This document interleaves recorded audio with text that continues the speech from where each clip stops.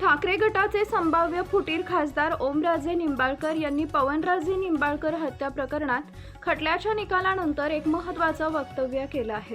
कालपर्यंत ओमराजे निंबाळकर हे शिंदे गटात गेले असे समजून ठाकरे गटाच्या नेत्यांनी त्यांचा उद्धार केला होता। आपण पवनराजे निंबाळकर खटल्याच्या निकालानंतर शिंदे गटात जाण्याचा राजकीय निर्णय घेऊ असं ओमराजे यांनी यापूर्वीच स्पष्ट केलं होतं।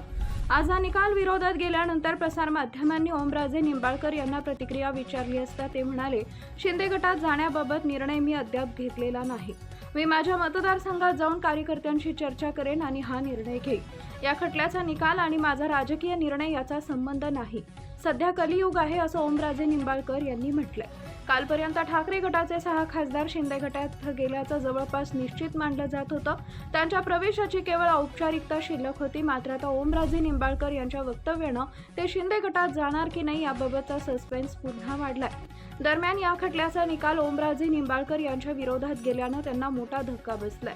20 वर्षाच्या दीर्घ न्यायालयीन लढ्यात त्यांना अपयश आलंय। या पार्श्वभूमीवर उपमुख्यमंत्री एकनाथ शिंदे यांनी फोनवरून लगेच गृहमंत्री अमित शहा यांच्याशी बातचीत केली आहे। या खटल्यात सीबीआयनं वरिष्ठ कोर्टात जाण्यासंदर्भात या दोन्ही नेत्यांमध्ये चर्चा झाल्याचं समजतंय। मला वाटतं न्याय व्यवस्थेचं यापेक्षा मोठं दुर्दैव असू शकत नाही। या खटल्याच्या निकालासाठी 20 वर्षाचा मोठा कालावधी घेतला गेला, त्यानंतर असा निर्णय येत असेल तर हे दुर्दैवी आहे। कोर्टाने राजकीय वैमनस्य होतं हे मान्य केलंय। सगळ्या आरोपींची निर्दोष मुक्तता केली आहे। कोर्टाच्या निकालाचं पूर्ण वाचन करून आणि सीबीआय काय निर्णय घेतं हे पाहावं लागेल असं ओमराजे निंबाळकर यांनी म्हटलंय। पोलिसांच्या तपासात त्रुटी होती ही वस्तुस्थिती आहे, कारण पोलिसांवर दबाव होता, त्यामुळे आम्ही उच्च न्यायालयात रिट याचिका दाखल केली होती। हा तपास सीबीआयकडे द्या, नंतर सीबीआयनं तपास केला, मात्र मध्ये 3 वर्ष गेली। वरिष्ठ न्यायालयाकडून न्याय मिळावा हीच अपेक्षा आहे। हत्या झाली ही वस्तुस्थिती आहे। राजकीय वैमनस्य असल्याचं कोर्टानं मान्य केलं, मग हत्या कोणी केली असा सवाल ओमराजे निंबाळकर यांनी उपस्थित केला। ज्या केसबद्दल ओमराजे निंबाळकर यांचं पूर्ण लक्ष होतं, फक्त लक्ष नाही, जीवनातील मोठ्या संघर्षाचा भाग होता।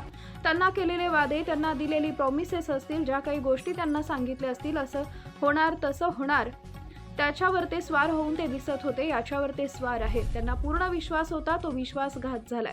शिवसेना प्रमुख उद्धव ठाकरेंसोबत बोलावं, ते निर्णय घेतील, परंतु पक्षाच्या महत्त्वाच्या शिस्तीबाबत त्यांनी शिस्तमोड केलेली आहे। पक्षानं घेतलेल्या बैठकीनंतर मीटिंगवर एक प्रकारचा बहिष्कार टाकलेला होता, ते आले नव्हते, त्यांनी पक्ष शिस्तीचा भंग केलेला आहे।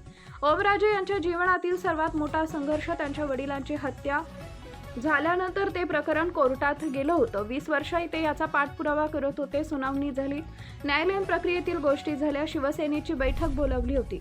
ओमराजे यांनी पक्षाच्या शिस्तीचा भंग केला, ते बैठकीला आले नाहीत। 20 तारखेला निकाल लागला, त्यानंतर निर्णय घेऊ म्हणत होते। ओमराजे निंबाळकर यांच्या पदरी संघर्षानंतर निराशा आली आहे।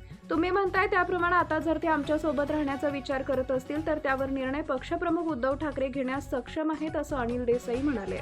लाईक करा, शेअर करा, सबस्क्राईब करा आणि बेल आयकॉन प्रेस करा।